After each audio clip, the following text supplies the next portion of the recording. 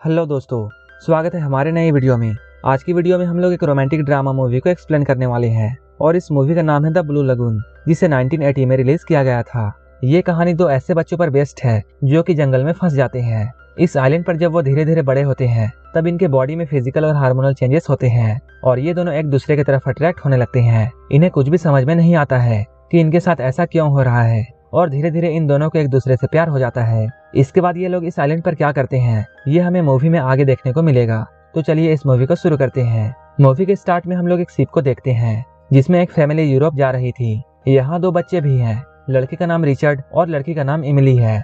अब इनकी शिप बीच समुद्र में पहुंच चुकी है, लेकिन तभी इनके शिप में आग लग जाती है, जिस वजह से इस शिप का कुक दोनों बच्चों को साथ लेकर एक छोटी बोट में चला जाता है। इस आग के धुएं की वजह से ये लोग दूसरे लोगों को नहीं देख पाए और वो लोग शिप से बहुत दूर चले जाते हैं। ये लोग इस समुद्र में अब अकेले थे।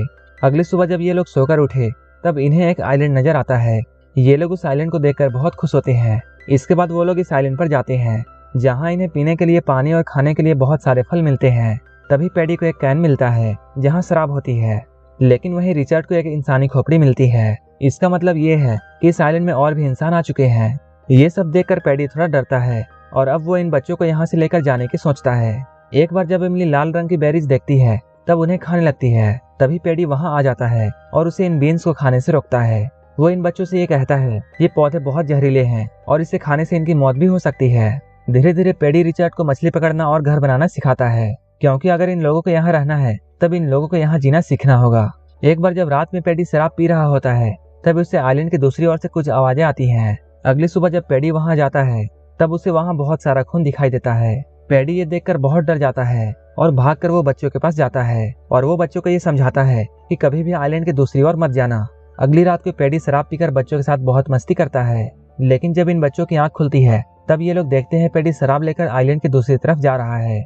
सुबह में जब एमिली और रिचर्ड पैडी को देखते हैं तब ये लोग उसके पास जाते हैं। उसके पास जाकर ये लोग उसे उठाते हैं, लेकिन अब पैडी मर चुका है। ये देखकर बच्चे बहुत डर जाते हैं और वापस से आइलैंड आ जाते हैं। अब ये दोनों काफी अकेले पड़ चुके हैं और इन्हें अब ये आइलैंड अच्छा नहीं लगता है, इसलिए ये लोग इसे छोड़कर पास वाले आइलैंड पर चले जाते हैं जहाँ वो पैडी की सिखाई हुई बातों को याद करते हैं और अपने लिए रहने के लिए एक घर बनाते हैं और अपनी जिंदगी को गुजार कर यहाँ कई साल बिताते हैं। अब ये लोग काफी बड़े हो चुके हैं। इन दोनों ने अब यहाँ रहना सीख लिया था। ये लोग इस आइलैंड पर बहुत खुश थे क्योंकि अब ये इनका घर था। ये दोनों अब जवान हो चुके हैं और एक दूसरे की तरफ अट्रैक्ट होने लगते हैं। इस वक्त इनकी बॉडी में बहुत सारे फिजिकल चेंजेस आते हैं और यहाँ इन दोनों के अलावा कोई भी नहीं था, इसलिए ये दोनों एक दूसरे को नोटिस करते हैं।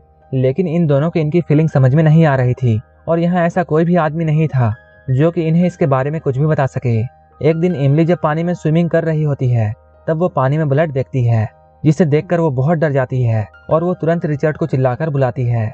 लेकिन बाद में वो नोटिस करती है कि ये ब्लड तो उसकी बॉडी से ही निकल रहा है, क्योंकि ये इमली का पहला पीरियड होता है। जब रिचर्ड यहाँ आता है तब वो भी पानी में ब्लड देखता है। वो इमली से पूछता है तुम्हें क्या हुआ है, लेकिन एमलिन उसे यहाँ से जाने के लिए कहती है।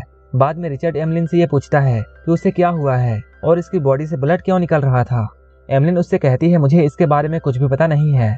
रिचर्ड को ऐसा लगता है जैसे एमलिन को चोट लगी है, इसलिए वो ब्लड वाली जगह देखना चाहता था, लेकिन एमलिन उसे कुछ भी नहीं बताती है। इसके बाद रिचर्ड बहुत गुस्सा होता है और वहाँ से चला जाता है। जैसे जैसे समय गुजरता है ये दोनों एक दूसरे की तरफ और भी अट्रैक्ट होने लगते हैं। एमलिन रिचर्ड की बॉडी को देखते रहती थी, वहीं दूसरी ओर रिचर्ड भी एमलिन को देखता रहता था। एक बार जब एमलिन घूम रही होती है तभी अचानक उसे एक मूर्ति दिखाई देती है। जब वो उस मूर्ति के पास जाती है तब उसे वहाँ खून दिखाई देता है। ये देखकर एमलिन बहुत डर जाती है और वहाँ से भागने लगती है। रिचर्ड के पास आकर वो सब कुछ बताती है। ये सुनकर रिचर्ड उसे डांटता है और उसे फिर से वहाँ नहीं जाने के लिए कहता है। एक रात जब एमिली सो रही होती है तब उसे एक सपना आता है। उस सपने में वो रिचर्ड को मरा हुआ देखती है। ये देखकर वो नींद से जाग जाती है। वो बहुत डर जाती है और रिचर्ड के गले लग जाती है। वो रिचर्ड से कहती है तुम मुझे खुद से कभी अलग मत करना। इसके बाद वो रिचर्ड को किस करती है, लेकिन रिचर्ड यहाँ अपने आप को नहीं रोक पाता है और वो एमलिन को जोर से पकड़ लेता है। रिचर्ड के ऐसा करने से एमलिन बहुत गुस्सा हो जाती है। वहीं रात में जब एमलिन सो रही होती है तब रिचर्ड उसके पास आता है और उसे टच करने लगता है, लेकिन तभी एमलिन जाग जाती है और उसे डांट कर वहाँ से भगा देती है। रिचर्ड एमलिन की तरफ बहुत अट्रैक्ट हो रहा था, लेकिन एमलिन उसकी फीलिंग नहीं समझ रही थी। इसके बाद एक दिन एमलिन रिचर्ड को देखती है। वहाँ रिचर्ड अकेले बैठकर कुछ कर रहा होता है, लेकिन वो अकेले बैठकर ऐसा क्या कर रहा था ये बात एमलिन को समझ में नहीं आती है, इसलिए वो उसे आवाज लगाती है एमलिन की आवाज सुनकर रिचर्ड को बहुत गुस्सा आता है। एक दिन रिचर्ड समुद्र में एक शिप देखता है। उस शिप को देखकर तुरंत वो अपने घर की तरफ भागने लगता है, क्योंकि इन्होंने दूसरों को सिग्नल देने के लिए लकड़ियां इकट्ठा कर रखी थी। उस शिप को एमलिन भी देखती है, लेकिन उसने जानबूझकर शिप को कोई भी सिग्नल नहीं दिया। रिचर्ड उसे ऐसा ना करने की रीजन पूछता है, लेकिन वो रिचर्ड को अच्छे से जवाब नहीं देती है। लेकिन असली बात यह थी कि एमलिन को यहाँ बहुत अच्छा लगता है और अब वो इस जगह को छोड़कर नहीं जाना चाहती है। लेकिन रिचर्ड को ये जगह पसंद नहीं है और वो इंसानों की दुनिया में जाना चाहता है, इसलिए वो यहाँ से जाने की कोशिश करता है और अपने लिए एक बोट बनाता है। लेकिन थोड़ी ही दूर जाने के बाद उसकी नाव टूट जाती है। इसके बाद वो वापस आ जाता है। यहाँ एमलिन उसका मजाक उड़ाती है और वो उससे ये भी कहती है, मुझे ये बात अच्छी तरह पता है कि तुम उस दिन अकेले बैठकर क्या कर रहे थे। रिचर्ड ये बात सुनकर उससे कहता है, तुम मुझे छुपकर देखती हो, तुम बहुत गलत करती हो। तब एमलिन उससे कहती है, तुम भी तो मुझे छुपकर देखते हो जब मैं बिना कपड़ों के होती हूँ। इस बात को लेकर इन दोनों के बीच में लड़ाई हो जाती है।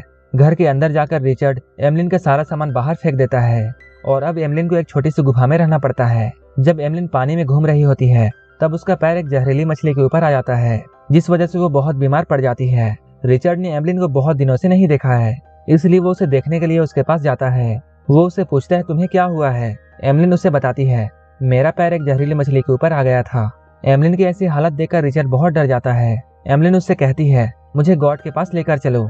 एमलिन उस मूर्ति को गॉड मानती थी, इसलिए रिचर्ड उसे उस मूर्ति के पास ले जाता है। यहाँ पर रिचर्ड उस मूर्ति से दुआ करता है कि वो एमलिन को ठीक कर दे। कुछ देर बाद एमलिन धीरे धीरे ठीक हो जाती है। एक दिन ये दोनों साथ बैठकर फल खा रहे थे। एक दूसरे से बात करते हुए ये दोनों काफी क्लोज आ जाते हैं और एक दूसरे को किस करते हैं और यहीं पर ये दोनों इंटीमेट होते हैं। ऐसा करके ये दोनों बहुत खुश थे और अब वो दिन में कई बार रोमांस करते थे। ऐसे मौज मस्ती करते हुए ये दोनों काफी दिन गुजारते हैं। एक दिन रिचर्ड ये देखता है एमलिन की तबीयत ठीक नहीं है। रिचर्ड उसके पास जाकर पूछता है, तुम्हें क्या हुआ है। एमलिन उससे कहती है, मैं बीमार हूँ। तभी एमलिन रिचर्ड से ये बोलती है, मुझे ऐसा लगता है जैसे मेरे पेट के अंदर कुछ है। रिचर्ड एमलिन के पेट पर हाथ रखता है, तभी उसे पेट के अंदर कुछ हलचल महसूस होती है। एमलिन अब प्रेग्नेंट हो चुकी है, लेकिन इन दोनों को ये बात पता नहीं थी और ये लोग इन सब से बिल्कुल अनजान थे। एक रात रिचर्ड को कुछ आवाजें सुनाई देती हैं। इसके बाद वो भागकर वहां जाता है, जहां वो देखता है कुछ आदिवासी अपने रस्मों को पूरी कर रहे हैं और वो अपने गॉड को खुश करने के लिए एक आदमी की बलि दे रहे हैं। ये देखकर रिचर्ड बहुत डर जाता है और वहां से भागकर एमिली के पास आता है, लेकिन रास्ते में ही उसे एमलिन की चीखें सुनाई देती हैं। इसके बाद एमलिन रिचर्ड की मदद से एक बच्चे को जन्म देती है। इस बच्चे को देखकर ये दोनों बहुत खुश होते हैं, लेकिन वो बच्चा बहुत रो रहा था। रिचर्ड को ऐसा लगता है जैसे ये बच्चा बहुत भूखा है, इसलिए वो इसे पानी पिलाता है। इतना छोटा बच्चा ना ही कुछ खा सकता था और ना ही कुछ पी सकता था और इसके बारे में इन दोनों के पास कोई भी नॉलेज नहीं था। तभी एमलिन उस बच्चे को अपना दूध पिलाती है और वो बच्चा बिल्कुल शांत हो जाता है। ये दोनों बच्चे के साथ अब बहुत खुश थे और दोनों बच्चे से बहुत प्यार करते थे। कुछ महीनों के बाद वो बच्चा बड़ा हो जाता है। एक दिन जब ये तीनों खेल रहे होते हैं, तभी रिचर्ड के फादर उस आइलैंड पर पहुंच जाते हैं। ये लोग रिचर्ड को देख लेते हैं, लेकिन उन लोगों को ऐसा लगता है जैसे ये कोई यहाँ का आदिवासी है, इसलिए ये लोग अपने शिप को मोड़ लेते हैं और वहां से चले जाते हैं। ये दोनों भी उस शिप को जाते हुए देखते हैं, लेकिन ये लोग उसे आवाज नहीं देते हैं, क्योंकि अब ये लोग भी यहाँ रहना चाहते हैं। एक दिन ये लोग बोट की मदद से उस पुराने वाले आइलैंड पर जाते हैं, जहाँ पैडी के साथ ये लोग सबसे पहले आए थे। इसी बीच वो बच्चा जहरीला बेरी को तोड़ लेता है और ये बच्चा उन बेरीज को अपने साथ बोट पर ले जाता है, जिसके बारे में इन दोनों को कोई भी खबर नहीं था। वापस आने के वक्त वो बच्चा नाव के पतरे को पानी में गिरा देता है। एमलिन उसे लेने की बहुत कोशिश करती है, लेकिन वो उस तक नहीं पहुंच पाती है। इसके बाद वो रिचर्ड को बुलाती है। रिचर्ड दौड़ता हुआ आता है और पानी में कूद जाता है और नाव की तरफ बढ़ने लगता है, लेकिन तभी ये लोग देखते हैं रिचर्ड के पीछे एक शार्क लगी हुई है। रिचर्ड को बचाने के लिए एमलिन दूसरी पतवार भी शार्क की तरफ फेंकती है। उस पतवार के जरिए वो रिचर्ड को बचा लेती है, लेकिन अब बिना उस पतवार के इनकी बोट समुद्र के बीच की तरफ जाने लगती है और ये लोग इस आइलैंड से बहुत दूर जा रहे थे। धीरे धीरे करते हुए ये लोग समुद्र के बहुत अंदर चले जाते हैं। इन लोगों के पास यहाँ ना तो कोई खाना था और ना ही पीने के लिए पानी था। ये लोग तो किसी तरह भूख प्यास झेल लेते हैं, लेकिन इन दोनों को उस बच्चे की बहुत फिक्र थी। जब अगली सुबह होती है तब वो बच्चा उस जहरीली बेरी को भूख की वजह से खा जाता है। ऐसा करते हुए एमलिन बच्चे को देख लेती है, लेकिन बच्चा उन बेरीज को खा चुका था और अब देखने का कोई भी फायदा नहीं था। इसके बाद रिचर्ड उन बेरीज को उठाता है और वो उसमें से बांटकर आधी एमलिन को देता है। ये लोग यहाँ फैसला करते हैं ये लोग भी उस बच्चे के साथ अपनी जान दे देंगे, लेकिन वो बच्चा अभी भी जिंदा था और बस वो बच्चा अभी सोया हुआ था, क्योंकि उस बच्चे ने बहुत कम बेरीज खाई थी।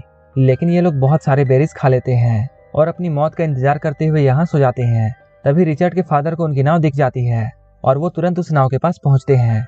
जहाँ एक आदमी बाकी लोगों को बताता है ये लोग अभी जिंदा हैं और ये लोग बस सोए हुए हैं, और यहीं पर ये मूवी खत्म हो जाती है। अगर आपको ये मूवी अच्छी लगी हो तो एक लाइक जरूर कर देना। ये इस मूवी का पहला पार्ट है। अगर आपको ये मूवी अच्छी लगती है तो कमेंट बॉक्स में हमें जरूर बताएं कि हमें इसका दूसरा पार्ट कब तक बनाना चाहिए, और ऐसे ही मूवीज के लिए मेरे चैनल को जरूर सब्सक्राइब कर लेना। तो मिलते हैं हमारे नेक्स्ट वीडियो में।